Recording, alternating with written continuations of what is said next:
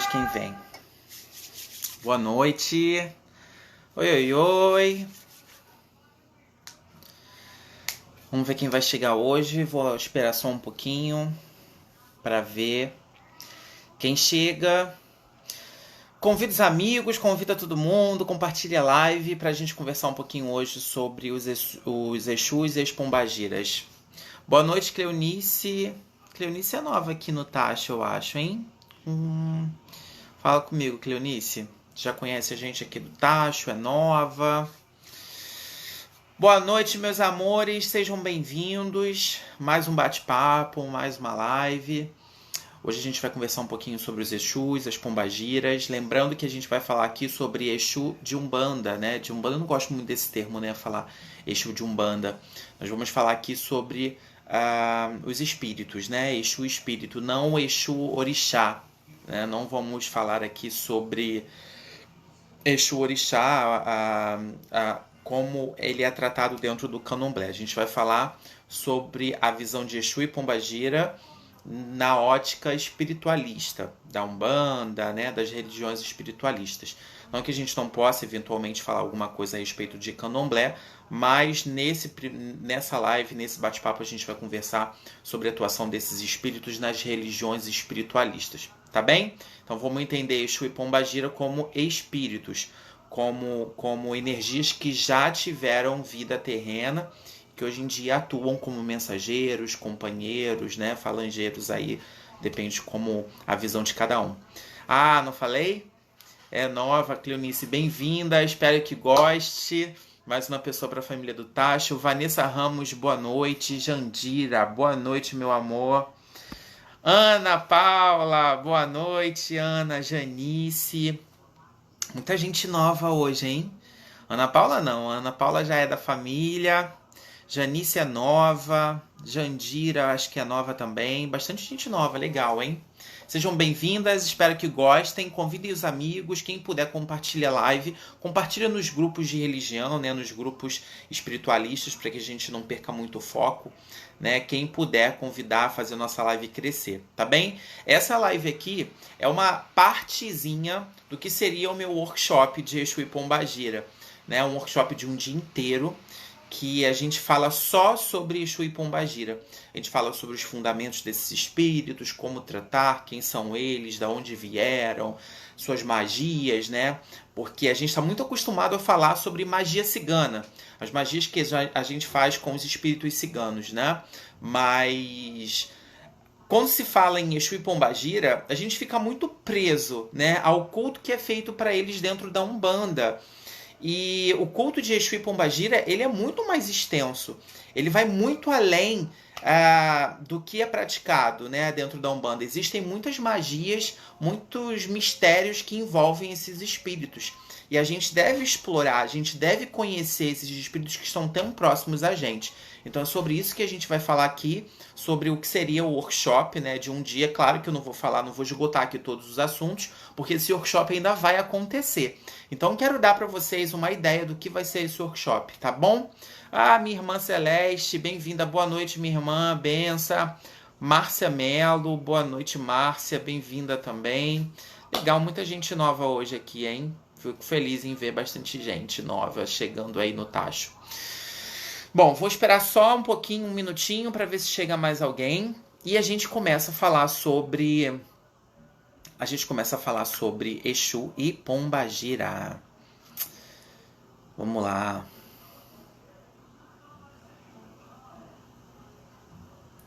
Já a gente começa. Gente, vale lembrar que isso aqui é um bate-papo, tá? O que vocês quiserem pontuar, perguntar, a nossa live é aberta. Não é um monólogo onde só eu falo. Todo mundo participa, todo mundo fala junto, troca informação. E lembrando, aqui eu estou falando a minha verdade, o meu aprendizado, e eu não quero que vocês levem isso como verdade única e verdade exclusiva. É o que eu sei, é o que eu aprendi, é o que eu conheço.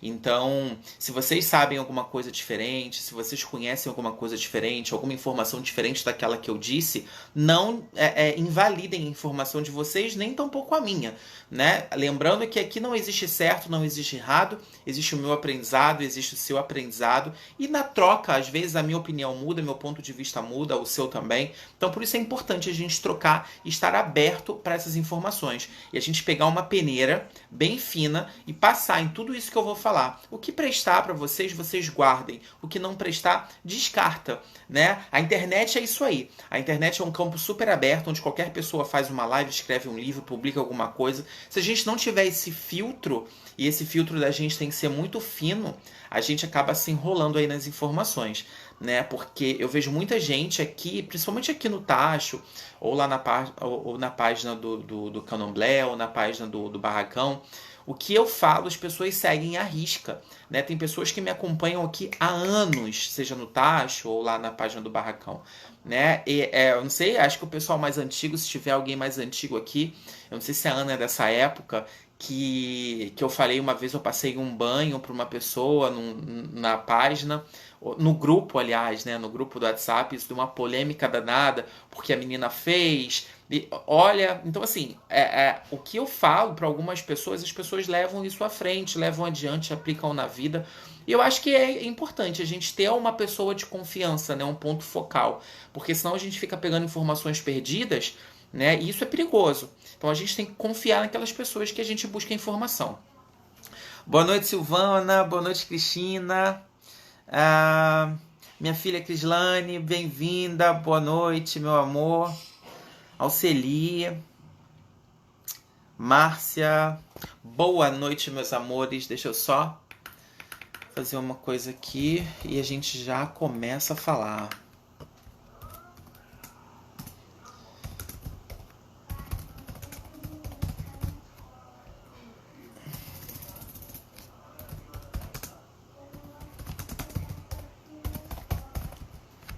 Que enquanto eu vou falando com vocês, eu já vou respondendo aqui algumas coisas, compartilhando a live também.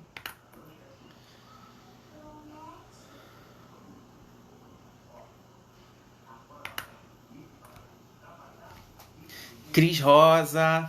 Cíntia tava sumida. Verdade, quanto tempo, hein? Por onde você andava, Cíntia? Senti sua falta aqui na live, no nosso bate-papo. Bem-vinda! Então, gente, vamos lá. Ana Paula estava no grupo. Pois é, você lembra, Ana, dessa época do banho que eu ensinei com base de erva mate, né? Um banho que eu faço de vez em quando, que é muito positivo pra mim. Eu ensinei lá no grupo e aí veio uma outra menina falando: não faz esse banho porque é perigoso, o que você quer? E aí foi o que eu falei, gente, as ervas que são utilizadas, pelo menos naquele banho, né, que eu orientei na ocasião, são ervas frias que valem para todo mundo. É claro, né, uma vez que a gente passa a ser iniciado, né, dentro de alguma religião, não digo nem só do candomblé, mas qualquer religião, algumas ervas se tornam interditos pra gente. Então, às vezes, colocar aquela erva na cabeça não vai nos fazer bem. Mas do pescoço para baixo não vai fazer mal nenhum. Então, eu ainda fiz essa observação lá no grupo. Gente, se alguém tiver algum problema com alguma erva específica, não molhe a cabeça. Mas todas essas ervas são indicadas, pode molhar a cabeça, não tem problema. Mas toma do pescoço para baixo. Deu uma polêmica danada. Uma galera fez, outra galera não fez. Um pessoal saiu do grupo, enfim. Mas é isso aí. Eu acho que ser discutida quando a gente vê alguma informação divergente, mas com respeito, né? Respeitando a opinião do outro, porque senão, se só a nossa decisão, só a nossa opinião prevalecer, isso não fica legal, né? Então, é bacana isso aí. Hoje a nossa live vai ser sobre Exu e Pombagira, sobre a atuação desses espíritos, as magias, os fundamentos, da onde eles vieram, eles fazem parte da Umbanda, não fazem parte da Umbanda. Só Umbanda pode trabalhar com Exu Pombagira, Maria Padilha, Tranca-Rua, ou não? Como é que funciona isso daí? Beth, mamãe, bem-vinda! Saudades também. Eu sei que eu tô te devendo uma visita, várias visitas, né? Mas eu quero muito que você venha aqui conhecer a casa de Oxaguian, ver o nosso cantinho. O convite se estende para todos, né? Mas eu tô devendo para mamãe e aí, Beth, Deixei vários furos aí de vários convites que ela já me fez, mas vamos resolver isso aí. Esse período aí de isolamento social tá sendo muito difícil pra mim. E eu já tô em casa tem um mês, gente, de verdade, sem trabalhar. Eu tô em isolamento social, de fato, né? Graças a Deus não tive nenhum sintoma de corona, aqui em casa tá tudo bem. Mas eu vou trabalhar agora essa semana, quarta-feira, né? Quarta-feira eu já tenho que voltar a trabalhar, vamos ver como é que vai ser isso aí. Enfim, vamos torcer para que logo tudo isso passe, a gente se veja novamente, que a gente possa estar junto, estar próximo, né? Dar abraço, tomar café junto. E é isso aí. Fiquei curiosa para saber sua opinião a respeito do uso das frutas cítricas no adoçamento. Onde vejo o vídeo? Ah, Silvana, verdade. Então, eu fiz o vídeo, tá? Só que eu não editei, né? Sobre o uso das frutas cítricas, né? Na magia cigana. Eu vou editar esse vídeo ainda, né? Pra ficar legal, pra ficar organizado. E vou subir lá no canal do Tacho. No YouTube. Lembrando, quem tá aí assistindo a gente, existe um canal do Tacho da Cigana no YouTube, é no Tacho da Cigana mesmo. E lá eu vou postar alguns vídeos bem legais. Tá cheio de vídeo aqui guardadinho, só vou editar. Eu e o editor de vídeo não temos uma amizade muito legal, a gente se estranha um pouco, eu tô aprendendo a editar vídeos ainda, então por isso que eu não subi esses vídeos ainda. Eu quero editar pra ficar legal, né? Pra não ficar longo demais, pra ficar bem compacto e com informações bacanas. Mas só pra adiantar aqui vocês a minha informação é o seguinte: eu super concordo na utilização de frutas cítricas na magia cigana. Tem gente que não gosta, tem gente que é contra, tem gente que fala mal, né? Tem gente que cai em cima quando eu falo isso, mas eu não tenho medo de falar não. Eu uso e abuso das frutas cítricas na magia cigana. É claro, existem magias e magias, né? Mas eu não vejo com restrição. Até porque, se a gente for parar para analisar, a maioria das frutas cítricas, a maioria dos cítricos, veio lá da região onde hoje é a Índia, né? E os ciganos, originalmente, eles, a gente crê, a gente acredita que eles tiveram essa origem lá por essa área. Então, por que eles não usariam os cítricos, né? Os cítricos eles duram muito tempo, então tangerina, laranja, limão, kiwi é cítrico, né? Não sei se todo mundo sabe, mas o kiwi, que é muito utilizado dentro da magia cigana, as pessoas não sabem que kiwi é cítrico, mas ele é um cítrico. Então tem um monte de fruta cítrica aí que o pessoal usa na magia cigana sem saber por quê, sem saber como. Mas eu sou super a favor, tá? Até porque, principalmente nas magias de proteção, nas magias de cura, nas magias de banimento, os cítricos são muito utilizados porque eles servem como... Vamos imaginar como chama, meu Deus? Fugiu a palavra. Vamos imaginar um desinfetante astral. O limão, por exemplo, né? O limão para magias de cura, para magias de banimento, para antigoécia, é muito utilizado, é muito bem-vindo e tem uma força muito grande, imensa, né? Quando usado numa lua legal, na lua minguante, associado a outros elementos, algumas pedras específicas, ele serve para quebra de praga, quebra de magia negra, né? Quebra de demanda. Então, por que não utilizar? Né? As pessoas elas precisam entender se faz parte um pouco de folclore, né? O que é folclore, o que é magia, o que não é. Então, dentro da magia cigana, eu uso frutas cítricas sem nenhum problema. Eu aconselho o uso de frutas cítricas, desde que a pessoa saiba por que está usando, como vai usar, em que momento vai usar, mas eu não vejo com restrição não, tá? Então a nossa live hoje vai ser sobre Exu e Pombagira. Vamos começar sem mais delongas, sem mais demora. Eu já dei um tempinho aí pra chegar. Tá bom, Silvana? Eu espero aí que eu tenha esclarecido um pouquinho sobre essa utilização, mas o vídeo que eu falei que eu ia postar, eu vou subir lá na página do YouTube do Tacho da Cigana, tá bem? E aí eu falo um pouco melhor sobre isso, eu explico melhor a origem dos cítricos, enfim, falo um pouquinho mais. Erva mate normal no candomblé. Eu te amo, você é 1000 em conhecimento. Eu te acompanho desde a Feira Mística, anos e anos atrás, quando você só jogava cartas, porque não podia abusos ainda. Verdade, se existe alguém lúcido espiritualmente é você. Caramba, que legal, obrigado, Gitana da Lua. Verdade, né? Eu até pagar minha obrigação de 7 anos, eu não manipulava o oráculo de Búzios, né? Eu passei a jogar Búzios pra fora, né? Depois da minha obrigação de 7 anos.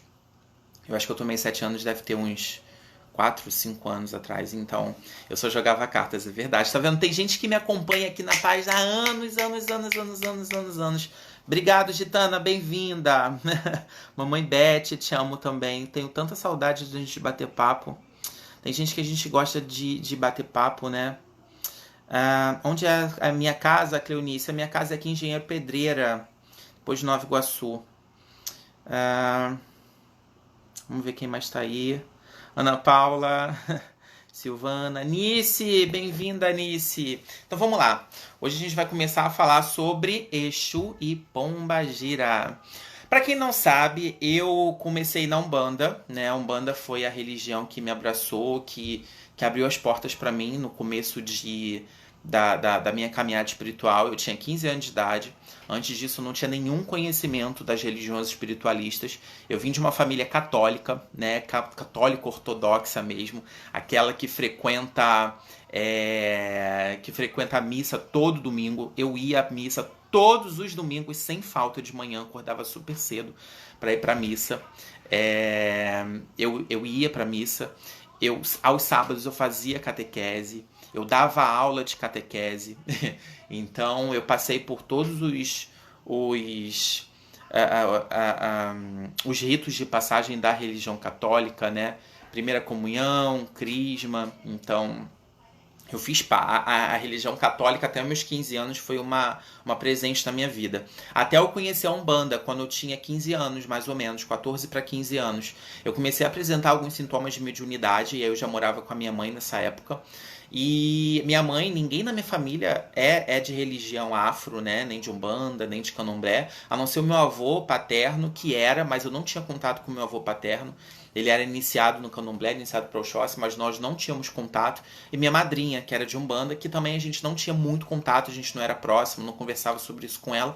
Até porque falar sobre Umbanda e Candomblé dentro da minha casa era um tabu. Esse tipo de assunto não podia acontecer dentro da minha casa, era extremamente proibido. Então, eu comecei a apresentar alguns sintomas de mediunidade, e aí as pessoas não entendiam que sintomas eram aqueles. Eu começava sempre de madrugada com uma febre muito alta, 42, 43 graus de febre, muita febre, e nessa época, né, de 14 para 15 anos. E aí, durante esse período, sempre de madrugada, eu dormia e acordava meio que falando coisas sem sentido. E aí a minha mãe, na época, achava que isso era por conta da febre, né? E a minha mãe, na época, era evangélica ainda, então imagina a loucura, né? E aí minha mãe achava que era por conta da febre, porque 42, 43 graus de febre, a pessoa falando um monte de coisa, um monte de, né? Tá delirando, enfim. Aí minha mãe me botava embaixo d'água, me dava aquele banho frio e tal, e não passava. E aí eu manifestava um boiadeiro, né? Que vinha, não dava consulta, não falava nada, só dava um grito de boiadeiro, que ele dá até hoje, esse grito, né? E quando ele ia embora, a febre passava. E aí minha mãe ficava apavorada, né? No dia seguinte estava eu lá na igreja, com todo mundo com a mão na minha cabeça, expulsando, enfim, aquela coisa que acontece dentro das igrejas que a gente já conhece. E aí eu fui, meu Deus, o que está acontecendo comigo? Eu achava que eu estava ficando louco, né? Porque eu comecei a enxergar coisas, ver espíritos, ouvir vozes. Então, tudo começou a acontecer de uma maneira muito acelerada, muito rápida. A minha mediunidade praticamente explodiu, né? Nesse período da minha vida. E aí somou com a adolescência, né? Que a gente também fica um pouco desvairado quando a gente é adolescente, a gente não quer saber de muita coisa. E tudo junto, ao mesmo tempo. Mediunidade aflorando, a adolescência, né? Eu estava no auge da minha adolescência e eu não queria muito saber de religião e fui buscando entender o que estava acontecendo comigo. E aí minha mãe me levava na igreja evangélica, né, onde ela fazia parte. Chegava na igreja e aí o pastor, as pessoas começavam a orar, me dava um ataque de riso. Não por desrespeito. Eu acho que eu ficava nervoso, porque eu tenho esse problema. Quando eu fico muito nervoso, eu começo a rir, né? Eu não consigo parar de rir. Eu rio. E aí pronto, né? Imagina uma pessoa indo na igreja, né, evangélica, com ataque de riso. As pessoas falavam que era pombagira, aí que ferrava tudo mesmo. Mas enfim, vou pular essa parte. A minha madrinha, né, esses sintomas chegaram ao conhecimento da minha madrinha e ela me levou numa casa de Umbanda, né, ficava no Rio Comprido. E eu falei assim, meu Deus do céu, Aí eu ainda fiquei pensando, né? Vou, não vou, meu Deus, eu vou chegar lá, vou ver aquele monte de demônio manifestado, aquelas pessoas manifestadas com demônio, porque era essa a minha concepção da Umbanda, né? Eu tive uma, como eu disse, eu tive uma formação católica, onde para minha família a manifestação de espírito era coisa do demônio, não era coisa boa. Então isso foi criado dentro da minha cabeça, eu fui ensinado a crer dessa forma. Mas enfim, eu, curioso, né? Naturalmente curioso, sempre fui muito curioso. Eu queria entender o que estava acontecendo comigo. Eu falei assim, não, eu vou lá, vou ver o que que era. E eu fui, né, com, né, na mão. Mas fui. Aí cheguei lá, minha madrinha foi lá pra dentro se arrumar. Fui eu, ela e o meu tio, né, o esposo da minha madrinha. A minha madrinha fazia parte do corpo mediúnico da casa. Eu fiquei lá na assistência, sentadinho. Não na assistência, né? Fiquei lá dentro, assim, né? Da onde ocorriam as coisas. Com medo, gente. Eu não conseguia prestar atenção em nada, nada, nada, nada. E... enfim, começou. Nesse dia, foi sessão de Preto Velho e depois Exu, né? Imagina, né? Logo a primeira vez que eu fui no centro de Umbanda... antes disso eu tive uma experiência no Candomblé que meu avô me levou também. Foi uma experiência horrível pra mim também, porque nesse dia que eu fui faltou luz, enfim. Mas eu não vou falar sobre isso agora pra não estender muito essa explicação inicial antes da gente entrar no assunto, né? Só pra vocês entenderem um pouquinho como é que foi a minha história com a Umbanda e a minha história com Exu e Pombagira. Minha mãe, eu já falo sobre isso. Bacana a gente falar sobre isso, tá? Sobre essa história de zeladores que fazem teste para Exu, alfinete, tapete de fogo, muito legal. Cris se inscreveu no canal, obrigado, Cris. Gente, ó, tem um canal no YouTube, no Tacho da Cigana, onde eu vou botar vídeos lá. Agora regularmente eu vou botar mais vídeos, tá bom? E aí eu tô lá, fui conversar com o preto velho dela. Vovô Cipriano, pai Cipriano, preto velho da minha madrinha. E eu fui lá, conversei com ele, sentindo uma energia, um negócio. Enquanto eu tava conversando com o preto velho, eu fiquei muito confuso, senti a energia, eu corri, né? Comecei a chorar. Eu, no início da minha mediunidade, quando senti a aproximação de algum guia, eu chorava, né? Hoje em dia ainda acontece isso algumas vezes, mas no início eu senti a aproximação, eu começava a chorar. Por vários motivos, né? A vibração, quando eu sinto, na ocasião, quando eu senti a vibração, a energia de entidade, aquilo me trazia uma emoção muito grande, uma emoção que eu não conseguia controlar. E eu começava a chorar. E outra pelo medo também, né? Eu não sabia o que era aquilo, eu não sabia o que estava acontecendo comigo, né? Era tudo muito novo e eu ficava nervoso e chorava. Enfim. Conversei com o preto velho da minha madrinha, ele me deu ótimos esclarecimentos, uma palavra muito bonita, uma palavra de conforto, de alento. E eu fiquei pensando, refletindo, meu Deus, se isso aqui é demônio, por que ele tá me dando uma palavra tão bacana? Falou em Jesus, falou para eu orar, para eu elevar meu padrão vibratório, para eu elevar meus pensamentos a Deus. Um demônio é capaz de dar uma orientação tão bacana como essa? Eu fui para casa pensando naquilo. E as sessões ocorriam lá nesse centro toda semana, todo domingo tinha sessão lá. E aí na próxima semana tava eu lá de novo e eu fui visitando. Eu ia escondido da minha mãe. Eu ia no sábado, eu ia pra casa da minha madrinha, ela trabalhava, ela tem uma loja, né?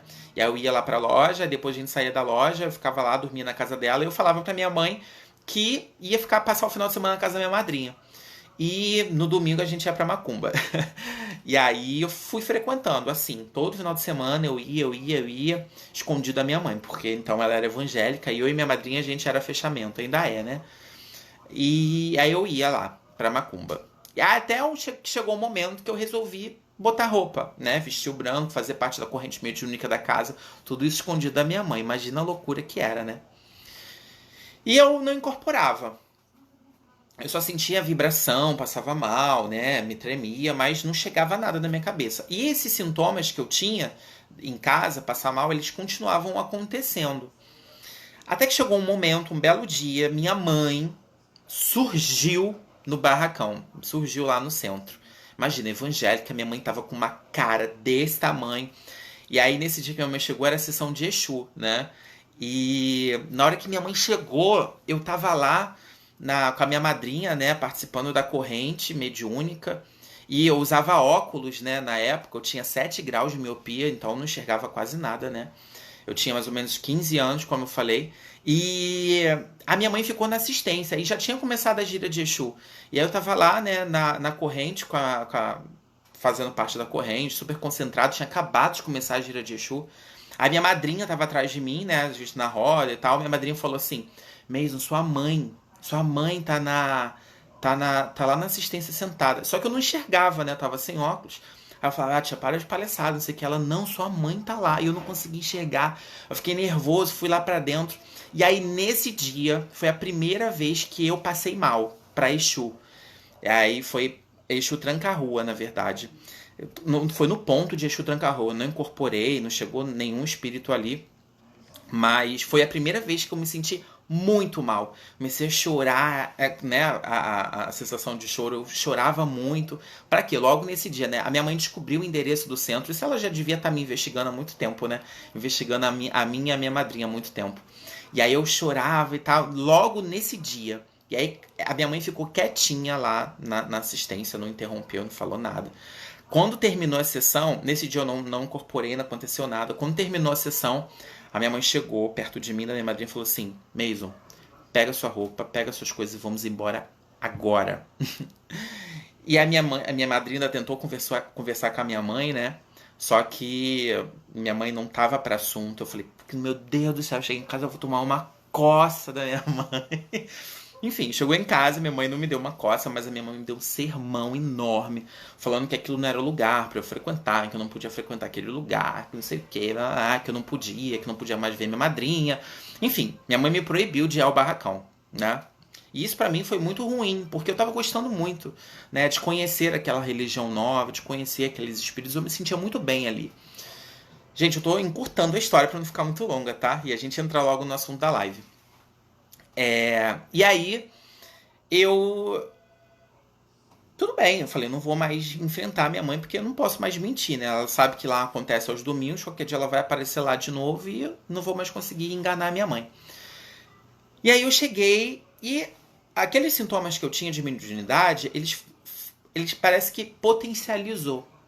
Eu passava mal real em casa. Às vezes eu estava assim, do nada, conversando, eu começava a suar frio, minha mão começava a ficar dormente, começava a sentir uma dormência na mão. Olha, eu acho que a minha irmã tá assistindo a live. Bárbara? É a Bárbara que tá aí? Eu acho que é.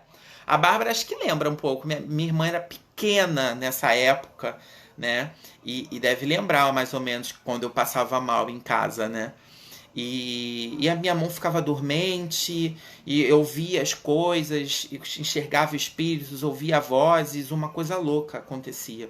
E a minha mãe começou a ver esses sintomas se agravando, se agravando, se agravando, até que minha mãe falou assim, meu Deus do céu, está acontecendo com esse menino, realmente a coisa está acontecendo num nível que eu não posso impedir ele de seguir a religião que ele quer. E aí minha mãe começou a olhar isso com outros olhos, né? Minha mãe começou a abrir a mente dela, né? Eu acho que também ela não devia estar muito satisfeita com a igreja. E aí minha mãe começou a autorizar que eu frequentasse ao centro com a minha madrinha. E eu fiquei durante mais um período nesse centro, só que eu não fiquei muito tempo lá. Eu acabei saindo, minha madrinha saiu, eu saí logo depois a minha madrinha voltou e eu não voltei mais para esse lugar. Foi lá que eu fiquei sabendo que eu era de Oxaguian, porque o zelador da casa é feito, é iniciado, né? De santo também, era até de Oxalá, ele é de Oxalá também, é até bem conhecido. Mas enfim, eu fui para uma outra casa, que foi inclusive minha mãe que me levou. Olha que ironia do destino, né? Minha mãe me apresentou uma casa de umbanda ali no Estácio, que ficava em frente ao metrô do Estácio. E eu entrei naquela casa, participei do grupo de educação mediúnica, né? Eu não gosto de falar desenvolvimento mediúnico, porque eu acho que mediunidade não se desenvolve, né? Mediunidade se educa. Então, eu participei do grupo de educação mediúnica e lá eu tive, de fato, a minha primeira incorporação. Vamos dizer assim, né? A incorporação, de fato, plena. Eu, de fato, ali senti o espírito me tomar. E foi o meu preto velho, né? Foi o primeiro espírito que deu nome. Meu vovô Benedito das Almas. E nesse mesmo dia, né, o meu caboclo. seus 7 estrelas, né, também. E ali eles vieram, né, o meu vovô Benedito veio, deu o nome, riscou ponto, né, e assim aconteceu com o meu caboclo também. Porque a educação mediúnica, os grupos de educação mediúnica nessa casa que eu fazia parte, elas aconteciam, eram dois grupos de entidades que eram desenvolvidos no mesmo dia. A gente começava, por exemplo, nesse dia foi caboclo e preto velho e caboclo. Começava a educação mediúnica para caboclo, a gente se organizava ali, depois o intervalo, educação mediúnica de preto velho. E ali eu fiquei com esses 2 guias, né? Isso é extremamente importante, principalmente no começo da nossa educação mediúnica, né? O momento do guia dar o nome e riscar ponto. O que é riscar ponto? É quando o guia de fato mostra que ele é ele. Eu posso chegar aqui para vocês e dizer: oi, prazer, meu nome é Jesus Cristo, né? E eu sou a encarnação, de fato, do Messias, de Jesus. Quem vai provar que meu nome é Jesus Cristo, que eu sou a encarnação de Jesus, né? Quem diz para vocês que eu me chamo Mason, de fato? É meu documento de identidade. Se eu vou a um banco sacar dinheiro, abrir uma conta, que seja, eu preciso mostrar que eu sou eu, que eu não estou fraudando alguma coisa ali.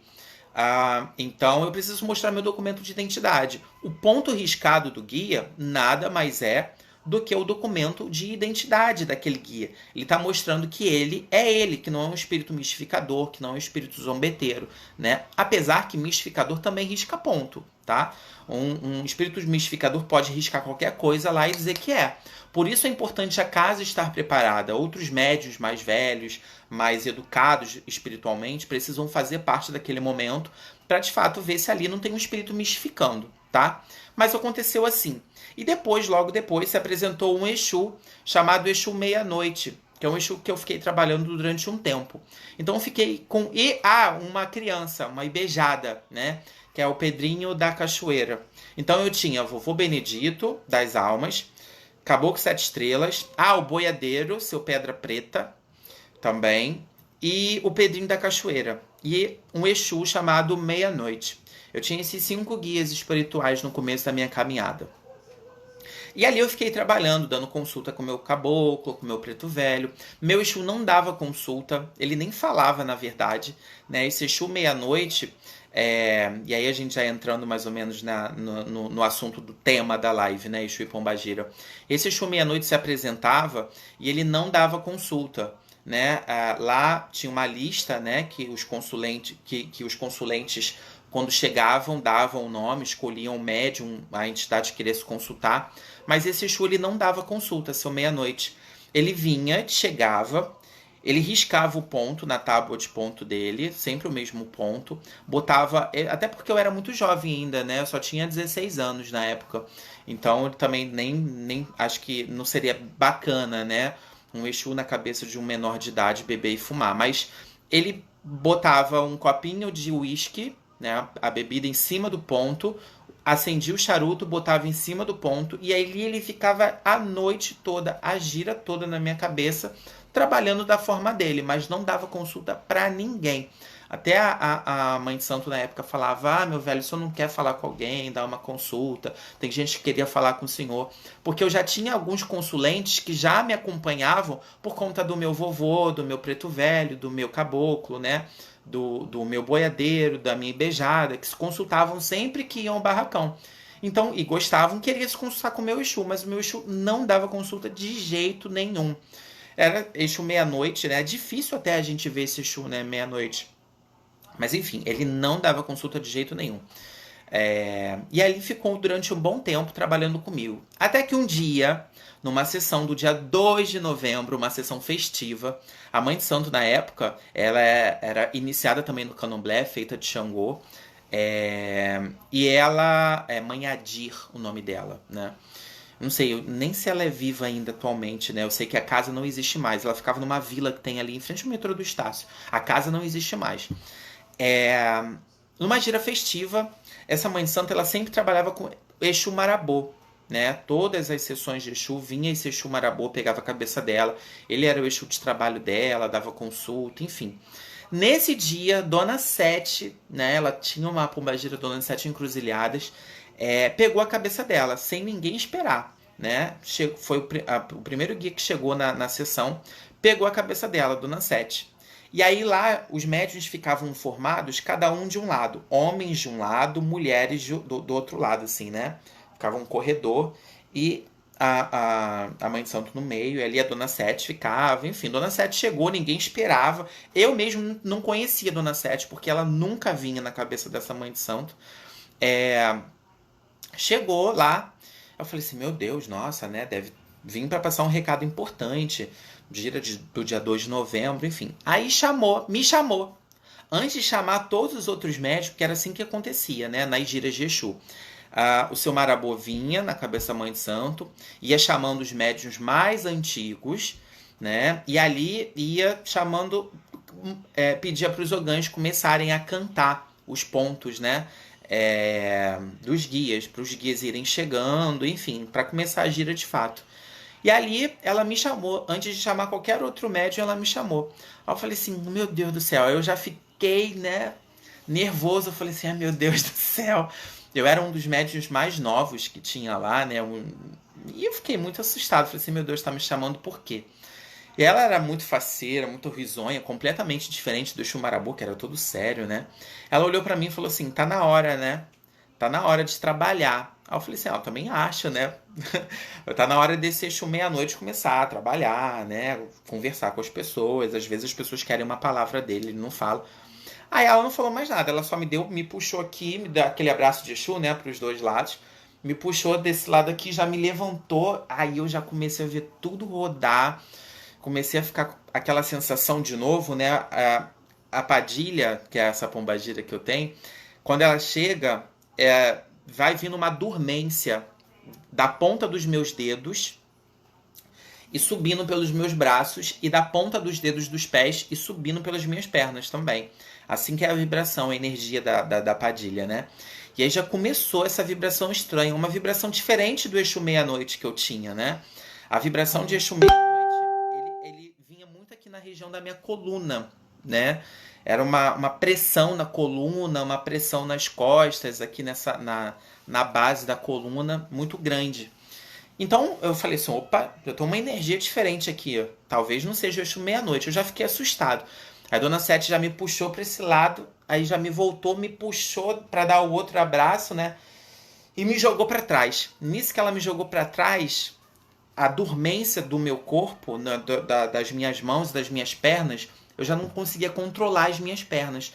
Tamanha era a dormência que eu tava nas pernas. E como era uma energia diferente, aí eu comecei a chorar de novo, né? Comecei a chorar, e ela mandando cantar pra Maria Padilha. E eu chorando, eu comecei a rodar, girar no meio do salão. E aí eu falei assim, meu Deus. E eu chorando. E a Padilha me pegou. E ali ela veio, riscou ponto. E é a pombagira que eu trabalho até hoje, né? Hoje eu tenho 33 anos. Ou seja, já tem aí quase 17 anos que a gente trabalha juntos, né? Então, essa foi a minha história com o povo de rua. E logo depois veio o Exu Tranca-Rua, né? Que é um Exu também que eu trabalho. Ele vem muito pouco, quase nunca ele vem. Eu acho que eu já devo estar uns... sei lá, mais de um ano sem esse Exu Tranca-Rua vir na minha cabeça. Mas eu amo de paixão esses meus guias. E esse Exu Meia-Noite nunca mais veio. Depois da Padilha, depois que a Padilha passou, esse Exu Meia-Noite nunca mais pegou a minha cabeça. É um Exu que eu tenho ainda, eu sei que eu tenho, apesar dele não pegar a minha cabeça, não ser um Exu de trabalho, é um Exu que eu cuido sempre, né, de vez em quando eu tenho algumas questões particulares, específicas, eu vou até ele, falo com ele, converso com ele, mas não é um Exu que pega mais a minha cabeça. Bom, pelo menos desde lá pra cá, já faz então mais ou menos, né, 16, 17 anos, ele nunca mais pegou a minha cabeça, depois que a Padilha e Tranca-Rua vieram. E eu tenho um malandro também, seu Zé Mulambo, é um malandro que eu trabalho já, até recente, né, deve ter mais ou menos uns 8 anos que eu tenho que esse malandro se apresentou. Ele também vem muito difícil, mas isso é uma outra história. E essa foi a minha história, então, com o povo de rua. Então eu tenho Tranca-Rua das Almas, Maria Padilha das Almas, esse Exu Meia-Noite, que é essa história que eu contei pra vocês, e esse malandro, seu Zé Mulambo, tá? Então essa é a minha história com o povo de rua, só para explicar um pouquinho para vocês como foi essa minha história dentro da Umbanda até eu encontrar os meus amigos espirituais que eu tenho. Verdade, Isabel, ele é um Exu de cura. Ele é um Exu que eu recorro muito para cura e antimagia.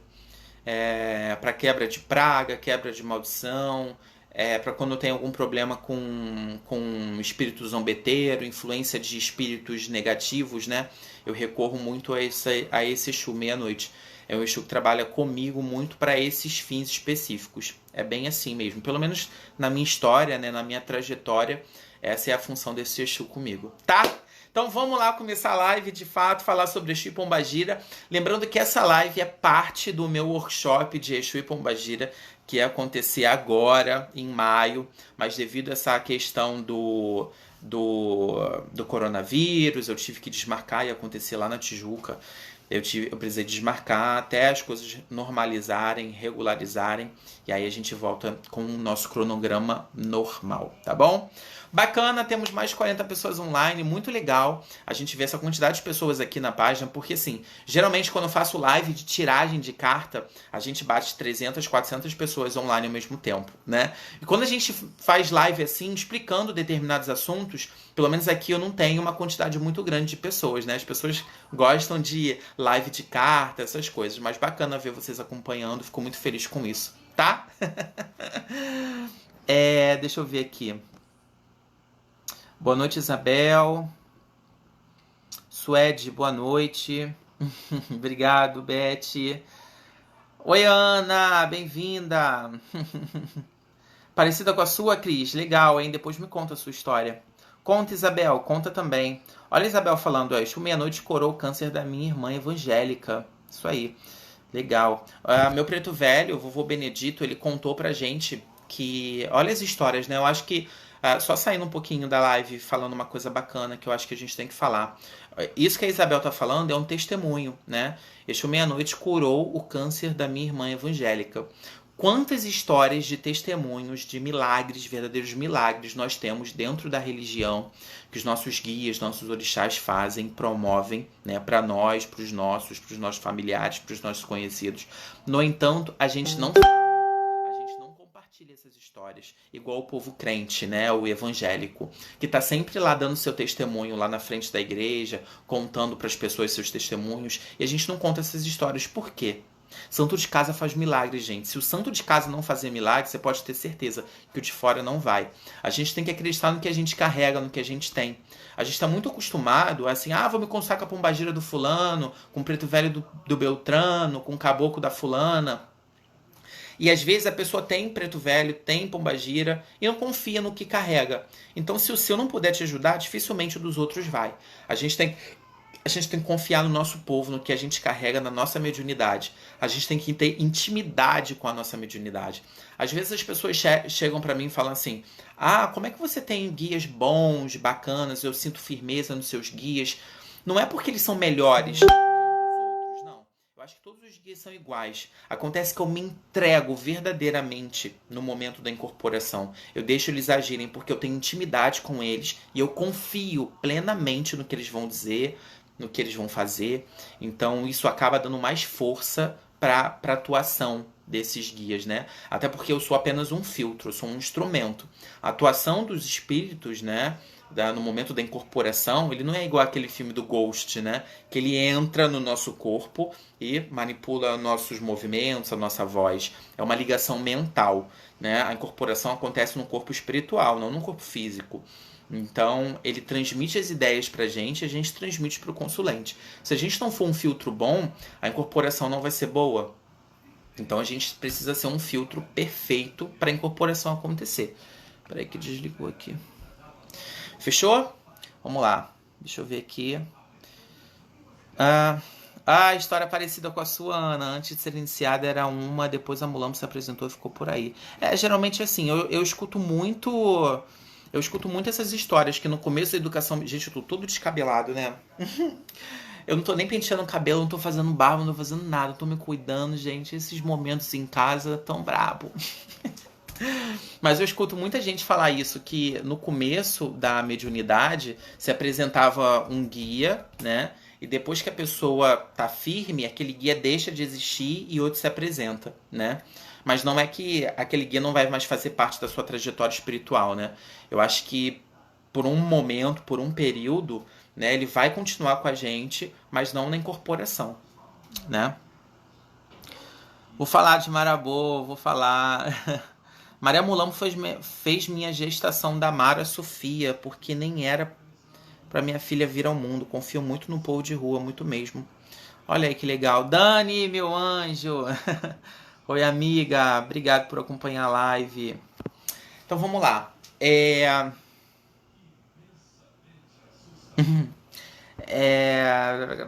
Ó, deixa eu começar falando aqui uma pergunta que a Beth me fez, perguntando sobre o que eu acho da dessas coisas. Obrigado, gente, obrigado.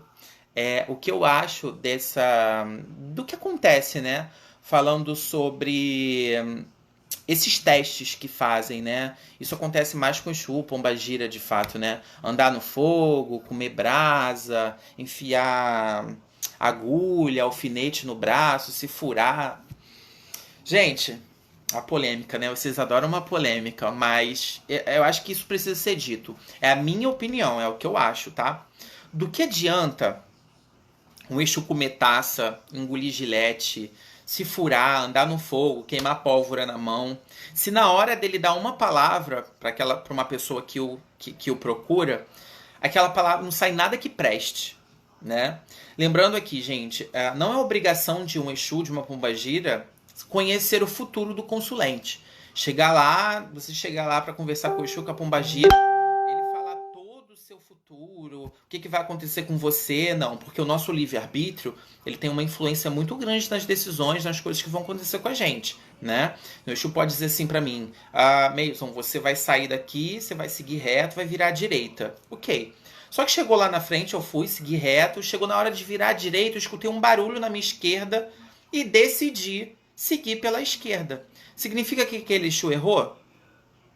Significa que meu livre-arbítrio naquele momento alterou uma decisão que estava clara que ia acontecer, né? Então, existe uma diferença muito grande entre o futuro e o livre-arbítrio, né? Mas enfim, eu não concordo com esse tipo de coisa que acontece. Eu já vi acontecer, já aconteceu comigo numa casa de umbanda que eu passei, de uma mãe de santo no Rio Comprido. Ela fez uns testes aí com a Maria Padilha. Enfim, eu não concordo. Por quê? Eu acho que o que vale para você saber se uma pessoa tá com guia, não tá com guia, não são esses testes. Porque se você tiver com um zombeteiro, ele vai fazer um teste lá. Se você tiver com o Egum se passando por Maria Padilha, por Tranca-Rua, ele vai fazer esses testes. E vai continuar dizendo que é um Exu, que é uma pombagira. Eu conheço um rapaz, ele é muito bem empregado, né? Olha a história. Ele trabalhava com o Exu maravilhosamente bem. Não vou dizer aqui o Exu, qual é a pombagira, para de repente, né, se tiver alguém aqui que conhece a história, né, pra gente não expor a pessoa. Mas ele trabalhava com o Exu maravilhosamente bem, mas o sonho dele era trabalhar com uma pombagira. Ele queria porque queria trabalhar com uma pombagira. Um dia, ele foi fazer um trabalho no cemitério e pegou um Egum, um cumburucu doido lá, que falou o seguinte, ele quer trabalhar com uma pombagira, não quer? Se ele permitir, eu fico no lugar desse Exu. Olha que história louca. Eu fico no lugar desse Exu como uma pombagira. Se ele cuidar de mim como pombagira, se ele me der o que eu quero como uma pombagira, e me passa por uma pombagira, ele vai trabalhar com uma pombagira. Ele vai trabalhar comigo se passando por uma pombagira. Gente, isso é real, ninguém me contou, eu conheço essa história, eu conheço esse Exu que ele trabalhava, conheço essa pombagira, hoje em dia que é uma pombagira menina, né? Eu falei que não ia falar o nome, mas acabei falando. Se passou, esse Egum se passa pela pombagira menina até hoje, dá a consulta dentro do barracão, ele cuida dela como pombagira menina, dá tudo que ela pede. Hoje ele tem um emprego maravilhoso. A custa de quê? Eu não sei. Não sei como anda a vida dele. Eu sei que ele é uma pessoa um pouco desregrada, enfim. Mas não sei se é por causa dessa energia que ele cultua como pombagira menina. Mas não é uma pombagira menina. É um Egum que se passa por pombagira menina. Ele sabe, a zeladora sabe, porque hoje em dia, até hoje ele tá na mesma casa, né? E aí? Se tiver que fazer um teste, né? Comer vidro, andar no fogo, ela vai passar. E aí? Por causa disso, ela não é mais um Egum?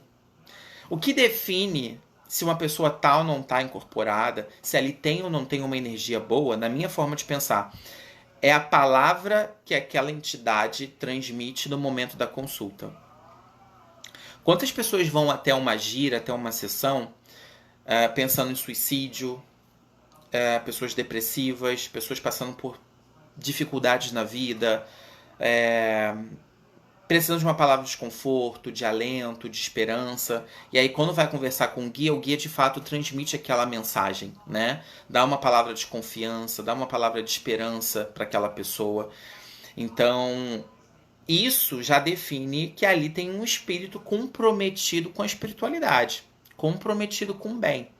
Então, de que adianta você fazer teste de andar em vidro? Porque eu conheço entidades que comem vidro, que estoura pólvora na mão. E como você vai se consultar com aquela entidade não fala lé com cré. Fala um monte de besteira, meia dúzia de abobrinha, e o povo bate palma ainda por cima, porque gosta, né? Então, são casos e casos, né? Eu não concordo. Eu acho que mais vale você fazer um teste. Então, Isabel, como eu tô falando, você vai saber se é um Egum ou uma entidade pela palavra que ela passa. Quando a gente vai estudar quando a gente vai estudar o Livro dos Espíritos, né, o Livro dos Médiuns, o Evangelho segundo o Espiritismo, eu acho que são livros que qualquer médium de Umbanda precisa ler, né, precisa conhecer. Ele fala sobre isso. Tem uma das perguntas, eu acho que é no Livro dos Espíritos, né? Como identificar se ali de fato tem um espírito evoluído, comprometido com o bem. Ele vai falar pela mensagem que ele transmite. E de fato é isso. É isso. Né? Se é um espírito que está trabalhando direitinho, que passa uma palavra boa, né? Que é comprometido com o bem, com a evolução do médium, né? Que preserva a saúde do médium, que preserva a imagem do médium, eu acho que ali já tem uma entidade bacana. É o que eu falo. Eu não bebo, né? Quem me conhece sabe, eu não bebo nem cerveja. Eu não bebo mesmo, nada. Nada, nada, nada. Eu não fumo. A Padilha bebe muito, né? E fuma bastante. E nunca, nesses 16, 17 anos que eu trabalho com ela, ela veio, foi embora e me deixou embriagado.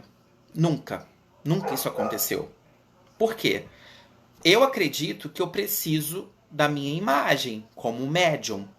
Então imagina, as pessoas que me seguem, as pessoas que me acompanham, que gostam de se consultar comigo, vão ali na consulta, tá ali, daqui a pouco a minha entidade vai embora, eu tô caindo de bêbado, vomitando. Como é que vai ficar a minha imagem? Se eu não tiver uma entidade que preserve a minha imagem, ela não serve para trabalhar comigo. Eu acredito nisso, tá? Isso é uma coisa que eu acredito. Ah, mas tá levando couro do guia, tá levando coça. Eu acho que existem outras formas daquele guia aplicar, né, disciplinar o médium, do que fazer ele passar vergonha na frente de todo mundo. Porque isso é uma vergonha. Desculpa falar, né, quem já passou por isso. Mas eu acho uma vergonha a entidade ir embora e o médium ficar bêbado na frente de toda assistência. Eu não concordo. Então, Beth, sintetizando aqui a minha... Eu falo, acabo virando uma boca, né? Sintetizando aqui a minha opinião a respeito, eu acho que eu não concordo. Eu não gosto desse tipo de teste. Eu acho que isso não define se ali tem guia ou se ali não tem guia, porque se ali não tiver guia, às vezes a pessoa vai passar por aquilo, né? E... Mônica! Legal, concorda com a minha opinião, bacana. Obrigado, Mônica. A Gitana da Lua. Conheço caso parecido de uma preta velha que fazia coisas para os outros, mas na verdade era um Egum. Ah, eu conheço também, Gitana. Um pai de santo, Olha aí. Bem conhecido, por sinal. Ele trabalha com uma preta velha, que na verdade é um Egum. Não que preto velho não seja Egum, né? Se a gente for tratar Egum aqui como qualquer espírito, né? Espírito, né? Uma alma, espírito, todos são, né? Pombagira, preto velho, caboclo, tudo é Egum. Né? Mas aqui a gente está falando Egum no sentido de espírito zombeteiro, de espírito se passando por outro, né? Eu conheço. Bem famoso, por sinal, ele trabalha com uma preta velha que é um Egum. Ela mesma fala que é um Egum. Quem conhece, né, fala assim pros internos que é um Egum. E aí? Né? A Isabel falando assim, como saber se é um Egum ou entidade? Como eu já falei, pela mensagem que ele transmite. Complicado um zelador concordar com isso. Também acho, Beth. Também acho. Valeu, Jussara. Boa noite, Luana. Às vezes não é nem um Egum, é o médium mesmo que tá fazendo a prova porque tá de EQ. É verdade, Ana, é verdade. Porque tem que sustentar aquele EQ, né? E outra coisa. É importante a gente separar o que é animismo e o que é mistificação, né? Eu não sei se vocês entendem, percebem a diferença entre manifestação anímica e manifestação mistificadora. A mistificação, a pessoa está de fato de EQ, está mentindo que ali tem um guia. A pessoa está com plena certeza que ali não tem nada. Ela está mistificando. E o animismo é quando o médium não se percebe que ele está influenciando a mensagem que ele está recebendo daquele guia. Ficou claro? Mistificação e animismo é um tema que eu vou fazer um vídeo só sobre animismo e mistificação, porque isso é um tema um pouco mais delicado. Eu gostaria de falar um pouco mais aprofundadamente a respeito, e para não ficar dúvida, e eu vou fazer um vídeo sobre isso. Mas acho que a gente tem que destacar a diferença entre animismo e mistificação, tá? Isabel, um Egum pode se passar por várias entidades. É verdade. É verdade. Já caí em algumas arapucas, eu também, Rosa. Quando quis abandonar a religião, foi Mulambo que resgatou a minha fé e me colocou nos trilhos de novo. E colocou os meus de pé na minha vida. Bacana, Ana. Boa história, hein? Legal. Se a entidade bebe, vai embora e deixa o médium bêbado, ele não está incorporado. Pelo menos é o que eu aprendi. Mais ou menos, mais ou menos. Mas assim, foi o que eu falei. Eu não gostaria que um guia meu, uma entidade minha, viesse, bebesse e quando fosse embora eu estivesse embriagado. Graças a Deus, como eu falei, graças ao orixá, isso nunca aconteceu comigo. Se isso acontecer um dia, eu vou me questionar muito. Eu não vou questionar nem o guia, não, tá? Eu vou me questionar. Eu vou me questionar por que aquilo aconteceu. Porque eu acho que aquilo ali vai ser uma falha minha, não do guia. Porque o guia jamais faria uma coisa dessa. Pelo menos os guias que trabalham comigo. Eu acredito que são guias comprometidos com o bem, com a evolução, com a espiritualidade. Então eles não vão fazer isso, não. E eu sou muito fraco pra bebida, gente. Muito fraco. Vocês não imaginam como. Quem me conhece aí sabe que uma latinha de cerveja eu já tô dançando pelado em cima da mesa. De verdade. Eu sou muito fraco pra bebida. Muito fraco, muito fraco. Uma vez... Primeira vez que eu saí com meu esposo, né? Eu bebi na Lapa meio copinho de vinho. Esse copo descartável. Gente, eu vomitei no ônibus. Eu não sabia mais onde era a minha casa. Olha, uma vergonha. Eu sou muito fraco para bebida. Muito fraco.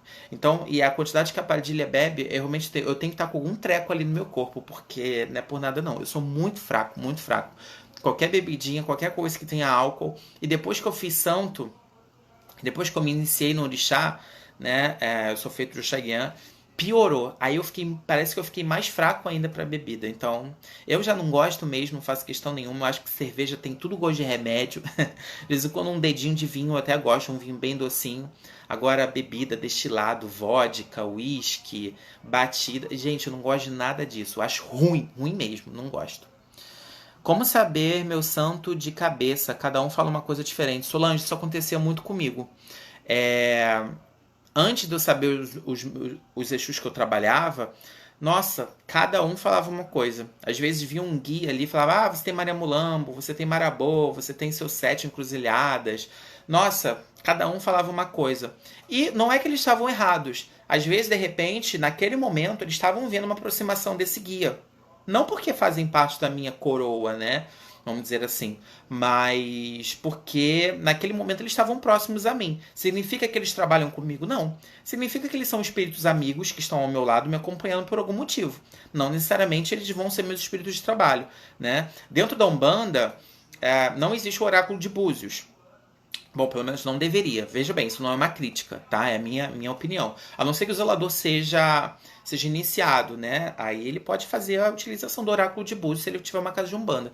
Mas nem para ver guia em jogo de Búzios, eu concordo muito. A gente consegue ter algumas confirmações no jogo de Búzios. Mas às vezes a pessoa fala assim, qual é a minha pombagira? A pessoa vai lá, joga, plá! Maria Padilha das 7 Encruzilhadas. Como vê isso, gente? Qual é a caída do jogo de Búzios que mostra que é a Maria Padilha das 7 Cruzilhadas? Que é a Maria Mulambo das 7 Catatumba? Eu, particularmente, não aprendi essa caída, não. Mas, não sei, né? Acho que cada um com seu cada um. Às vezes a gente pode receber ali, um cochicho no ouvido, né? Mas eu não acredito que venha através da mensagem do Búzio. Eu acho que vem mais de cochicho. Para quem é de Umbanda, educação mediúnica, né? Você vai se educar mediunicamente, você vai se preparar para aquele guia vir, riscar o ponto, dizer o nome, explicar o ponto. Aí você vai entender quem é. Mas isso exige paciência. O nome menos importa, né? O que importa é a mensagem que ele vai passar, tudo isso. A gente não pode ficar muito preso a essa questão de nome, não. Eu sonho bastante com o Exu, mas nem sei quem eu recebo. Só sei que tem uma entidade na casa que fui e me disseram. Pois é. É que eu falei, né? Tenha paciência. Aguarda um pouquinho que no momento certo você vai saber. Bom, eu tô sempre com o coração aberto para as mensagens que recebo. Meu amigo zelador me ensinou a respeitar qualquer entidade manifestada, mas procuro peneirar essas informações. É isso. Eu tenho uma cigana e ela não bebe bebida alcoólica. Tem pessoas do santo que falam que isso não existe. Não, eu também tenho uma cigana. Eu tenho a cigana Rashiri, eu tenho o cigano Tarim. Eles também não bebem bebida alcoólica. A minha cigana, quando ela vem, é muito difícil também ela vir, a cigana Rashiri. Tem gente que fala que é um absurdo homem receber pombagira. Eu não sei. Homem receber cigana, eu não sei se é absurdo ou não. Eu sei que eu recebo, eu confio plenamente nessa cigana que eu recebo. Ela bebe água de coco, ela bebe chá, ela mesma prepara o chá. Então, imagina, gente. Se ela quiser beber água, ela vai beber água. Eu acho que a entidade bebe o que ela quiser beber. E se não quiser beber, tudo bem também. Hoje eu não vou mais em nenhum lugar. Fiquei muito desconfiada. Sigo muito mais a minha intuição. Tá certo, Rosa. Acho que a gente tem que frequentar onde a gente se sente bem. Sou EQUED, já vi muito isso acontecer. Legal, né? Eu vejo muito aqui na minha casa um vestido longo branco. Querer saber quem é e já me acompanha há muito tempo. Bom você, Solange, conversar com um guia que você confie, né? Pra ver se de repente não é um espírito que esteja te atrasando, te prejudicando, ou se é um espírito amigo, né? Mas vamos lá. Gente, perguntas vocês podem fazer, a gente vai esclarecendo as dúvidas. Se eu tiver passado alguma pergunta aqui sem ter respondido, faz de novo, é porque vai passando aqui, às vezes passa e eu não consigo ver, tá? Hoje a gente vai conversar, já estamos conversando sobre o Exu e Pombagira, né? É um pouquinho sobre o que é o meu workshop de Exu e Pombagira, que ia acontecer agora em maio, só que devido a essa questão do coronavírus, eu tive que adiar. Então eu vou trazer um pouquinho do que é o workshop para vocês, até pra gente conversar também, né? Passar o tempo, essa questão de ficar em casa não é legal. Então, os artistas fazem live, por que a gente não pode fazer falando da nossa religião, né? Se eu sou a favor, deixa eu falar palavrão. Márcia, a minha pombagira fala, viu? Eu não sou a favor, não. Falar a verdade. Eu falo muito pouco palavrão. Eu me vigio bastante. Eu acho muito feio falar palavrão, mas eu falo. Algumas vezes, principalmente quando eu perco as estribeiras, fico nervoso. Às vezes escapole, quem nunca, né? Mas eu acho que eu preciso ainda me trabalhar bastante quanto a isso. Mas a minha pombagira fala palavrão. Ela fala. O meu Exu não fala, não. Tranca-rua não fala palavrão. De maneira nenhuma. Tranca-rua nem bebe, gente, pra falar a verdade.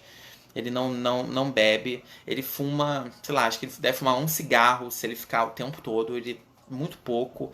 É um estilo completamente diferente. Mas a Padilha, ela ela fala. Ela fala bastante palavrão, até mais do que eu gostaria.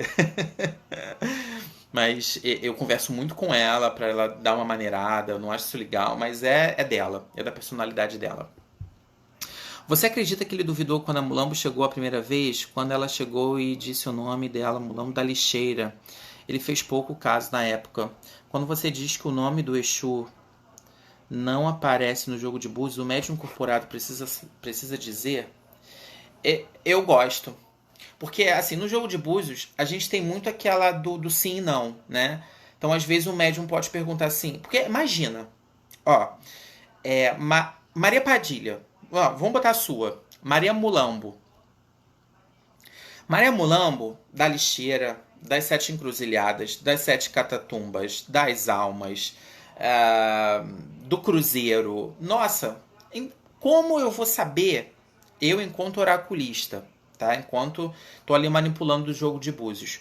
Como eu vou saber, jogando búzios, qual é a caída que vai me dizer que ela é a Maria Mulambo? Que o seu guia é a Maria Mulambo? E mais, qual é a caída que vai me dizer que o seu guia é Maria Mulambo da Lixeira? Jogo de búzios fala de orixá, né? Jogo de búzios mostra a presença de Egum, mostra. E aí ali a gente vai identificar se é um Egum que está te prejudicando, se não é. E aí se a gente identifica que de repente não é, aí a gente vai direcionando o jogo para ver se não é um guia que você tem, que você precisa dar satisfação. Isso o jogo de búzios vai dizer. Agora, se é Maria Mulambo da Lixeira, Maria Mulambo da Calunga, Maria Mulambo das Sete Encruzilhadas, fica difícil pra gente que tá jogando identificar. Então o médium pode ir direcionando o jogo, né? Falar assim, você pode ver se é Maria Mulambo? A gente vai ali, pá, ó, a probabilidade é grande, o jogo diz que sim. Ah, tá, então você pode ver se é Maria Mulambo da Lixeira? Ó, o jogo mostra que sim. A gente tem que acreditar no nosso jogo também. O jogo fala com a gente, ele aprende a falar com a gente. O que a gente pergunta, ele responde. Tudo que a gente pergunta, ele responde. Basta a gente saber interpretar. Então, é complicado, né? Eu já joguei com um zelador, aí de Sepetiba, por sinal. Eu fui jogar, o meu esposo tem seu João Caveira. Não trabalha com ele, mas tem. Já virou em algumas ocasiões, já disse o nome. Depois que ele fez santo, ele não pega mais Exu. Mas é seu João Caveira. Eu fui jogar com o zelador, o meu esposo nem tava junto, o Ricardo nem tava. E aí o zelador falou assim pra mim, ó, ele jogou, tal, daqui a pouco ele virou pra mim no jogo e falou assim: "O seu companheiro tem Exu João Caveira?" Aí eu, né, arregalei logo o olho, eu falei assim: "Tem." Ah, ele tá dando um recado aqui. Fala pra ele isso, isso, isso, isso, isso. Gente, não tem como. Tem como o homem saber que meu esposo tem João Caveira. E o recado que ele deu foi muito certeiro. Foi o jogo de búzios que orientou? Eu acho que o jogo de búzios serviu como um portal para acontecer ali um cochicho no ouvido dele, né? De falar, olha, né? E ele canalizou aquela mensagem. Mas não foi o jogo de búzios que disse João Caveira tá passando a mensagem tal, tal, tal. Eu acredito assim, tá, gente? Não é que seja errado, não. Pode uma pessoa ter 3 pombagira rainha? As 3 são rainhas. Ô Rosa, olha só. Pra mim, toda pombagira é rainha. Se ela tem rainha no nome, se ela não tem, é só um detalhe. Pra mim, a minha pombagira é rainha. É a rainha da minha vida, é a senhora da minha vida, é a dona do meu destino, é a mulher da minha vida. Ela eu devo muita coisa da minha vida. Mas ela é a minha rainha. Então, pra mim, todas são rainhas, né? O fato de ter rainha no nome ou não, é rainha. Sempre vai ser rainha. Todo Exu é rei, né? Então, às vezes isso é só para destacar alguma característica daquele guia, daquela entidade. Mas para mim, toda pombagira é rainha, tá? Ó, essa aqui, vou mostrar para vocês. Ó, na verdade, inicialmente, essa boneca era uma cigana. Ela tem uns fuxicos aqui embaixo da saia, que eu obviamente não vou mostrar. Provisoriamente ela tá aqui na minha casa, mas depois ela vai lá pro barracão. Mas agora tá ancorada aqui nessa pombagira, nessa imagem, a minha pombagira. A minha pombagira, Maria Padilha, tem um assentamento dela. Tem um assentamento que eu assentei minha pombagira tem acho que uns 4 anos. Já trabalho com ela há 16 anos. E ela foi assentada tem 4 ou 5 anos. Então, tudo existe uma necessidade, né? Aqui está ancorada a minha pombagira. E é sobre isso que a gente vai conversar agora. Sobre assentamento de Exu. Como é, como faz. E aqui eu vou dizer como eu faço, tá, gente? Como é a minha regra, a minha prática. É importante, é obrigatório a gente ter a pombagira, o Exu assentado? Não. Só se for uma necessidade daquele Exu. Como eu estou dizendo aqui, eu trabalho com a minha pombagira tem quase 17 anos, né? Vai fazer 17 anos esse ano. E eu tenho o assentamento dela, o assentamento de fato, há 5 anos. Essa boneca já está na minha vida há uns 15 anos, eu acho. 15, essa boneca já tá comigo. Tem uns 15 anos. Que não era nem minha, né? Mas enfim, uma história longa essa boneca. Mas ela já tá comigo tem uns 15 anos. E a minha pombagira é louca por vermelho. Ela não usa preto. Minha pombagira é Padilha, mas não usa preto e vermelho. Ela gosta de vermelho, de laranja, de rosa, lilás, bem clarinho. Ela gosta desses tons, assim. E é exatamente dourado. A minha pombagira, às vezes, tem gente que acha que ela é uma cigana, né? Mas não, é minha pombagira, é Maria Padilha das Almas. E aí? Significa que toda Maria Padilha das Almas vai se vestir assim? Não. Eu conheço pombagira Maria Padilha das Almas que se veste toda de branco. Tem umas que se veste de branco e preto, de amarelo e vermelho, né? A Maria Padilha, ela gosta muito, tem predileção pela cor vermelha, né? Vermelho e preto. Vermelho e dourado, assim como Maria Mulambo geralmente gosta do preto e amarelo, né? Mas não é uma regra. Cada pombagira tem uma personalidade, cada pombagira tem uma forma de trabalho, né? A minha pombagira gosta desses tons, vermelho, rosa, laranja. As roupas dela são todas assim, com brilho, né? Com dourado, coloridas. É a forma que ela gosta de trabalhar, né? Mas é a minha pombagira, que vem na minha cabeça.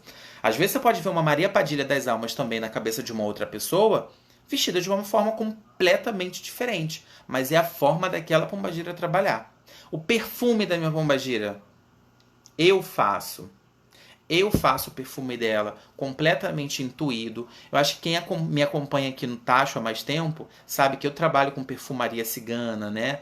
Aromaterapia. Muita gente me encomenda perfumes, né? Fala assim, olha, eu quero um perfume para isso, para isso, para isso. Eu vou lá, preparo. Esse aqui, ó, acho que dá para vocês verem um pouquinho. Tem algumas folhas dentro. A cor é extraída naturalmente através de raízes, de folhas. Então, eu faço perfume da minha pombagira, tudo eu gosto de preparar, né? Fica mais íntimo, ela me intui. Às vezes as pessoas chegam aqui, me encomendam, eu vou, preparo, enfim, não tô fazendo propaganda não. Até porque acho que a maioria de vocês sabem, né, que eu faço dessa forma. E eu vou, mando, envio, porque eu acho que cheiro, roupa é muito particular. Vocês não têm um perfume, um cheiro que vocês gostam, um hidratante com aquele aroma que vocês preferem? Uma roupa, pode ser qualquer roupa que você vai vestir? Não, tem roupa que você não gosta. Então isso é muito íntimo, é muito particular. Então assim, deixa eu botar pra cá, vocês já viram, minha senhora. Então assim, é obrigatório ter o assentamento da entidade? Não, não é obrigatório. O assentamento da minha pombagira é o ponto riscado dela. Ela veio, riscou o ponto, né? Que foi aquele ponto que ela riscou lá na primeira vez que ela se apresentou. Ela riscou esse ponto e eu mandei fazer, um ferreiro fazer esse ponto. E ali é o assentamento dela. E aí o assentamento tem vários desdobramentos. Tem alguns que são tabatingados. O que é tabatingado? Quando a gente faz aquela massa, né, de argila, né, e prende ali o ferro. Tem uns que não tem ferro nenhum, que é só uma pedra com alguns elementos. Tem um que é só o ferro sem a tabatinga, né, como é o caso da minha pombagira. Ela só tem o ferro, não tem tabatinga, tem só o ferro e os elementos dela ali de trabalho. é dentro de uma panela de ferro, tem o tacho, ela gosta de um tacho de cobre, enfim. É a particularidade da minha pombagira. No fim do workshop, algumas pessoas seguem comigo adiante e a gente prepara o assentamento da pombagira ou do Exu dessas pessoas. Isso é uma outra etapa, né? São pessoas que vão e aí a gente prepara a parte, não faz parte do workshop. O assentamento do meu Exu é completamente diferente, né? É uma imagem e os elementos dele ali. Não tem tabatinga, também não tem nada, né? Agora, algumas outras pombagiras preferem ser assentadas presas ali na tabatinga. Aí a pessoa fala assim, mas pombagira que vira na cabeça de trabalho não pode ser assentada na tabatinga. Gente, mas se a pombagira pede para ser assentada na tabatinga, quem é a gente para falar que não vai assentar? A gente tem que seguir a determinação daquela entidade. Ou a gente confia ou a gente não confia. Se a gente não confia na palavra daquela entidade, a gente não pode nem trabalhar com ela. Aquela pombagira não pode nem dar consulta para os outros, né? Então, se ela disser, eu quero meu assentamento com isso, com isso, com isso, com isso, com isso, com esses elementos, vão ser esses elementos que tem que ter. É obrigatório ter o assentamento? Mais uma vez, não. Eu trabalho com a mesma pombagira há quase 17 anos e há 4, 5 anos que eu tenho a minha pombagira sentada. Então, ela sempre trabalhou maravilhosamente bem. E a matança é necessário? Não, não é necessário. A minha pombagira foi ter acesso, foi pedir, né, o egé, a matança, de 5 anos para cá. Antes disso, ela nunca pediu. E sempre trabalhou muito bem, graças ao orixá.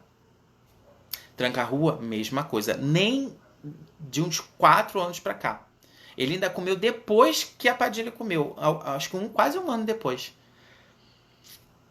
Então, gente, assim, a gente fica muito preso à receita de bolo.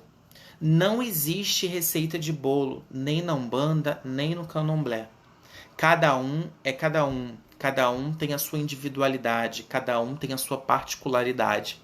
A gente acreditar que o que serve para mim vai servir para você é um grande erro. Assim como no Candomblé a gente entende que cada ori é individual e não existe bori único, receita de bolo, mesmo que eu tomo, você toma, o outro toma, assim é com a Umbanda também.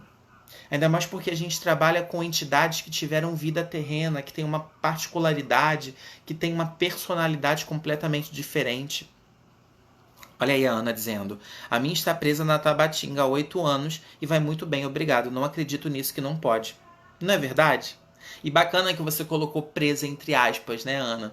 Porque as pessoas acreditam que se a gente colocar Tabatinga, aquela energia vai ficar presa ali. Que é um grande erro. Alguém prende vento, gente? Ninguém prende o vento. Significa... E não é só uma tabatinga. A gente vai pegar a tabatinga argila. Tem gente que faz com gesso. Tem gente que faz com cimento. Não sei. Cada um faz do jeito que sabe. Ali naquela massa vão alguns elementos também, né? A minha pombagira, ela gosta muito de temperos. Vocês sabiam? Ela gosta de anis estrelado, camomila, cravo da Índia, pimenta. Isso tudo ali é a forma dela trabalhar. E geralmente na massa que a gente faz, nessa tabatinga, vão elementos para compor a magia, a alquimia daquela energia, né? Por que será que quando vou numa sessão sinto um mal-estar nas costas e ânsia de vômito? Pois é, Luana, tem que procurar entender que energia é aquela que está te trazendo essas sensações, né? Como eu disse, quando eu trabalhava com Exu Meia-Noite, eu senti uma pressão na coluna, na base da coluna muito forte.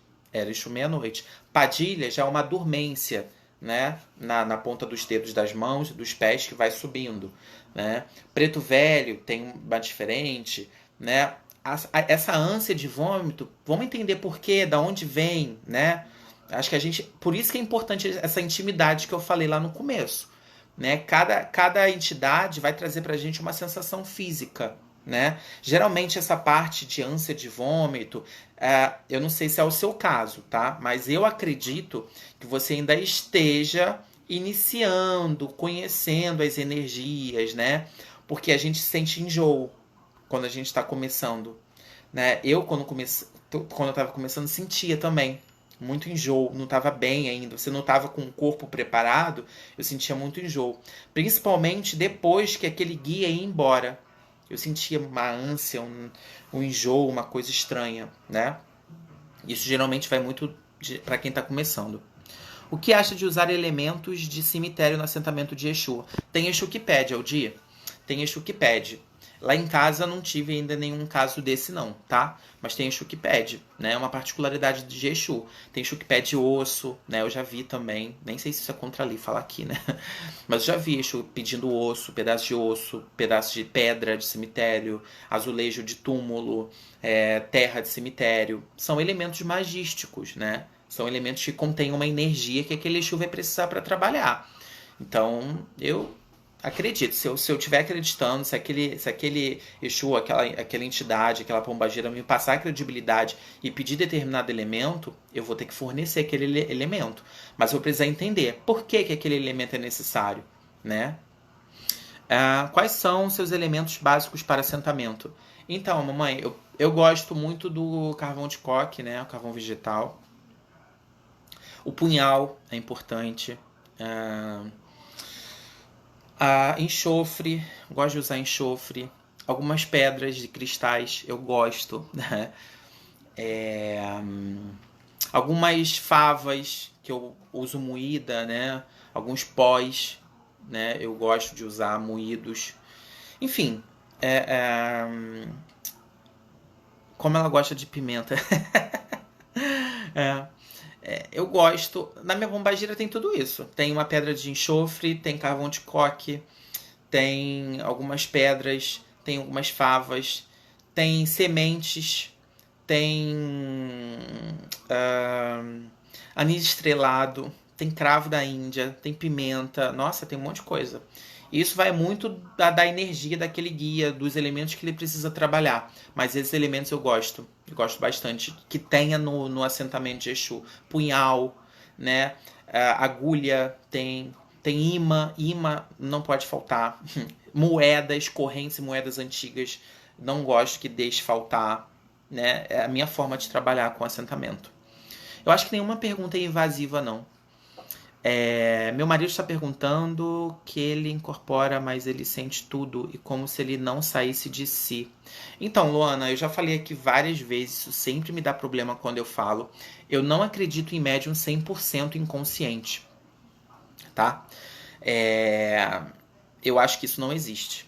Isso é um grande... é um tabu ainda, né? Mas eu não acredito, não. Então, nenhum problema o fato dele não sair de si. Né? Ele tá ali, ele é um instrumento para aquele guia transmitir a palavra. Então, se ele sair de si, eu acho que ele nem volta, né? Mas isso a gente conversa em outra live, mas isso é perfeitamente normal, tá? Falando em cemitérios, me lembrei daquela postagem que comentamos. Não consigo usar a calunga para levar a grátis para Exu. Pois é, Ana. Graças ao orixá, eu tenho pavor de cemitério, de verdade. Cemitério me traz lembranças muito ruins, me traz sensação muito ruim. Eu sei que tem gente que ama cemitério e se sente bem lá dentro. Eu não gosto. Não sei se por causa do meu orixá, não sei, gente. Mas eu nunca gostei, mesmo antes de ser feito, mesmo antes de ser da religião, eu nunca gostei de cemitério. Eu já precisei levar algumas coisas, mas até a porta do cemitério ali, o portão, e deixar ali, mas entrar, ir lá pra dentro, fazer coisas lá dentro, eu nunca tive essa necessidade, tá? Mas no portão do cemitério já precisei deixar algumas coisas, ebó, algumas coisas para pombagira, já precisei deixar, mas ali, vai na porta, deixa, beijo, tchau, por uma necessidade muito específicas. Existem energias que vivem no cemitério, que a gente precisa dar satisfação para algumas coisas que a gente faz, né? Para algumas magias que a gente faz, existem algumas energias que a gente precisa satisfazer ou, vamos dizer assim, deixá-las cientes, né, da satisfação que vivem no cemitério. Mas para isso, basta você ir ali na porta do cemitério que ela vai te atender da mesma forma. Assim como existem energias da mata, né, energias da encruzilhada, das estradas, da calunga pequena, da calunga grande, né, do mar, da praia, né? Enfim, existem energias do cemitério também que eu acredito que a gente precisa dar satisfação. Mas isso não é feito à torto e à direito como as pessoas fazem por aí, como eu vejo as pessoas fazendo, né? Fazer gira dentro do cemitério, enfim, eu não gosto. Também não gosto, tem um casal de lá. Pois é, Jandira. Imagina, tem gente que tem a fulana de tal das 7 catatumbas, né? Maria Padilha do cemitério, Maria Padilha da Calunga, enfim. Daí a gente já entende que o ponto de vibração, o ponto de fixação de energia dela é a catatumba, é o cemitério. Eventualmente, de repente, você vai precisar fazer alguma coisa ali naquele ponto de fixação de energia. Mas eu acho que só se for um caso muito específico, né? Porque se você fizer, de repente, dentro da casa de santo, ela vai estar ali, vai receber da mesma forma. Então, precisa ir lá no cemitério para ativar a energia dela? Não. Se ela vem até você, porque você precisa ir até lá ao cemitério, né? Mas em alguns casos específicos, eu acho que a gente precisa ativar uma energia e a gente precisa ir lá naquele ponto de vibração, naquele ponto de força. Por isso que às vezes a gente vai até a mata, né? Por isso que às vezes a gente vai até a encruzilhada, até a estrada, até a praia, né? Existem ebós, vamos dizer aqui, vamos levar para o outro lado, né? Existem ebós que a gente precisa deixar na porta do cemitério. A gente precisa deixar na estrada, na encruzilhada, na praia, né? A gente precisa daquele ralo, vamos imaginar assim, né? Para escoar aquela energia. A gente precisa das energias que vivem nesses pontos para receber aquela oferenda, porque um ebó é uma oferenda, né? Ebó é oferenda para alguma energia. Então acho que a gente precisa olhar com outros olhos, mas com muito respeito para esses pontos. Pois é, geralmente o povo de Omulu, né? Tem que dar uma satisfação pro cemitério sempre, né? Em ebós, em alguns ritos aí de passagem é importante. Mas é muito sobre isso. Gente, acho que a gente já falou pra caramba aqui. Não sei se alguém tem mais alguma pergunta, mais alguma coisa pra falar. Já são 11h30 da noite, né? Já estamos falando há mais de uma hora. E eu quero saber aí de vocês se alguém tem mais alguma coisa pra falar. Como eu disse aqui, o que eu falei aqui talvez seja 5, 10% do que a gente conversa no workshop de Exu e Pombagira, né? Do que eu pratico, do que eu acredito, do que eu aprendi, do que eu passo adiante. Mas eu espero que vocês tenham gostado, eu espero que tenha sido esclarecedora, né? Dúvidas, esclarecimentos, vocês podem fazer aqui ou me chamar no WhatsApp ou aqui na página, a gente conversa, eu respondo. E muito obrigado pela companhia, tá? Assim que passar essa pandemia aí, essa questão de coronavírus, eu vou voltar, vou marcar o workshop. Não tem só o de Pombagira de Exu, tem um monte de coisa preparada. Tinha um simpósio, né? O primeiro simpósio do Tacho da Cigana, que já estava marcado. Ia ser num hotel ali em Copacabana, super bacana. A gente ia ficar um dia inteiro no simpósio. Já desmarquei também. Enfim, muita coisa que a gente vai ter que deixar para o ano que vem. Mais curso, workshop, acho que dá ainda para a gente fazer esse ano. Vamos ver o segundo semestre, né, como é que vai ficar. Mas tem muita coisa ainda bacana que a gente tem como fazer esse ano, tá? Atendimento com búzios e cartas estou fazendo muita coisa online, né? Não estou atendendo presencialmente, estou atendendo online nesse período, né? Porque vocês sabem que eu não gosto de jogar online, eu tenho um pouco de resistência, mas estou atendendo online nesse período, eventualmente nesse período, tá? Quando passar, eu vou pegar uma sala. Isso também foi um outro assunto que já estava já quase acontecendo, tive que adiar, ainda bem que não peguei, né? Porque imagina, arcar com aluguel de sala, né? Com tudo parado, mas tem muita coisa aí pela frente para acontecer. Gente, reflitam muito sobre tudo que eu falei, tá? Pensem, exercitem a mente, né, nesse período de isolamento social. Procurem quem vocês amam, procurem quem vocês gostam, porque ficar sozinho não é fácil. Tem muita gente que tá sozinha e já tá pirando o cabeção, né? Não é fácil. Eu tenho minha companhia aqui em casa, graças a Deus, graças ao Orixá, mas eu imagino que não tem, né? Quem tá sozinho. E eu tô aqui, tá? Quem precisar conversar, quem precisar falar alguma coisa. Kelly, vou deixar a live salva, tá? Só assistir a live. Eu vou deixar ela aqui na página. Não vou nem botar ela lá no canal do Tacho no YouTube, tá? Vou deixar aqui mesmo. Porque dá maior trabalho salvar aqui, jogar no YouTube, enfim. Mas quem não assinou ainda o canal do Tacho lá no YouTube, vai lá no Tacho da Cigana. A gente tem uma página, um canal, que eu vou botar vários vídeos bacanas lá também, tá bom? Obrigado pela companhia. Olha a Vilma perguntando. Perguntando não. Ah, entrou faz pouco. Vilma, vai ficar salvo aqui a live. Obrigado, Jandira, Isabel. Quem não é da religião pode ter uma pombagira assentada em casa? Eu não vejo problema nenhum, Isabel. Com os cuidados devidos, né? Não vejo problema nenhum. A minha pombagira não mora comigo porque eu tenho barracão. Se eu não tivesse barracão, ela ia morar na minha casa. Isso não tem problema nenhum. Só alguns rituais que não devem ser feitos dentro de casa, mas você ter o assentamento dentro da sua casa. Essa história, gente, de que não pode ter pombagira em casa, eu acho um grande mito. A gente não cultua energia negativa, a gente cultua a energia do bem, né, que nos faz bem. Então, não vejo problema quanto a isso não, tá? É óbvio que a gente não vai ficar fazendo matança dentro de casa para aquele assentamento, acendendo vela toda hora, né, enfim, né, fazendo vários rituais ali, porque não é o lugar.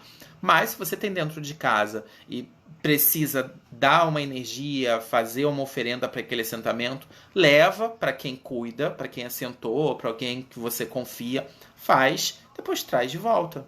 Eu não vejo problema nenhum. Inclusive, eu acho que todos nós deveríamos ter ou um Exu, uma pombagira para cuidar, para agradar, porque Exu é vida, Exu é caminho, Exu é saúde, Exu é prosperidade, Exu é intuição, Exu nos livra dos inimigos, Exu movimenta a nossa vida, seja Exu Bara ou Exu de Umbanda, né? Pombagira, Exu. Então eu acho que todo mundo precisa cultuar Exu, seja no assentamento ou fazendo oferenda de vez em quando.